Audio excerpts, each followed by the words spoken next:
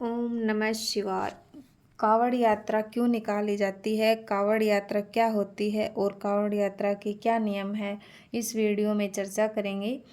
कावड़ यात्रा एक बेहद पुण्यदायी तीर्थ यात्रा मानी गई है जो भगवान शिव के भक्तों के लिए बहुत महत्वपूर्ण रखती है। यह यात्रा सावन के पहले दिन से शुरू हो जाती है। इस आध्यात्मिक यात्रा में गंगा नदी से पवित्र जल लाना और उस जल को शिव मंदिर, मुख्य रूप से बैजनाथ झारखंड और हरिद्वार उत्तराखंड के मंदिरों में चढ़ाया जाता है।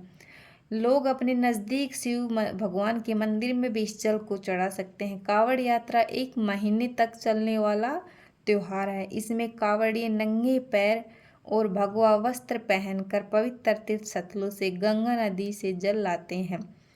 जितनी कठिन यह यात्रा होती है उतने ही कठिन इस यात्रा के नियम भी होते हैं।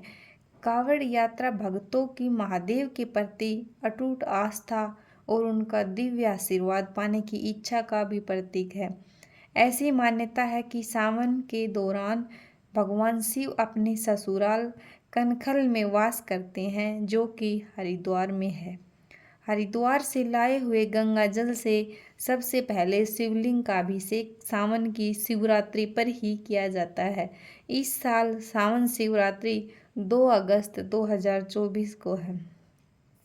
कावड़ यात्रा कुछ नियम है इसके।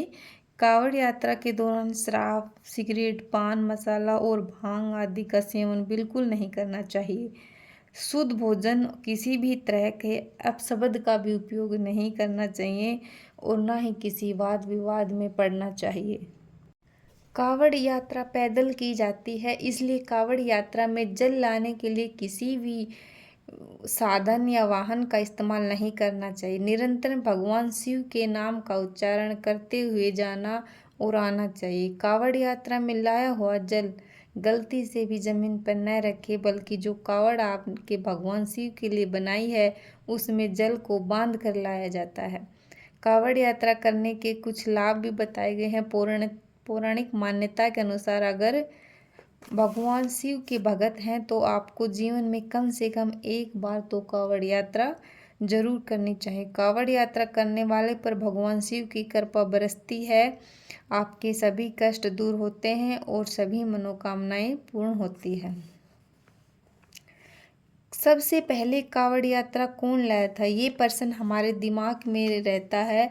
तो कुछ पौराणिक कथा है जिसके अनुसार पता चलता है कि सबसे पहले भगवान परशुराम ने शिव जी के लिए कावड़ लाए थे। कावड़ यात्रा की शुरुआत वहीं से हुई थी।